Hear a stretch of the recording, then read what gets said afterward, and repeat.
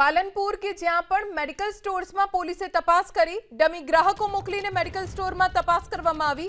તબીબના prescription વગર દવાઓ વેચતા હોવાનો ખુલાસો થયો છે।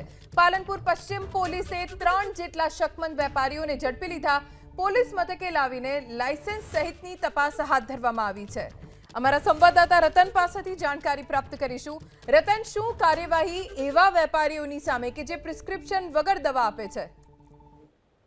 ચોક્કસ જે પાલનપુરની વાત કરીએ તે પ્રતિબંધિત જે દવાઓ જે વેચાણ જે તમામ મેડિકલોની ઉપર સરપ્રાઇઝ ચેકિંગ કરવામાં આવ્યું હતું તેને લઈને અત્યારે તો જે બનાસકાંઠાની પોલીસ છે જે તમામ અલગ અલગ ટીમો બનાવીને અલગ અલગ તમામ સવારથી જે તમામ મેડિકલ ઉપર તપાસ હાથ ધરવામાં આવેલું હતું। એની અંદર તપાસની અંદર જે ડોક્ટરને જે લખી આપેલી હોય મેડિકલમાં એમની જે ગ્રાહકો પાસે જે મોકલવામાં આવ્યા હતા અને પ્રતિબંધિત દવાઓ કે તબીબ પ્રેક્ટિસ સિવાયની ન વેચી શકતા એવી મેડિકલ સંચાલકો વેચતા એવી મામલો સામે આવ્યો, તેને લઈને પોલીસ એક્શનમાં આવી છે।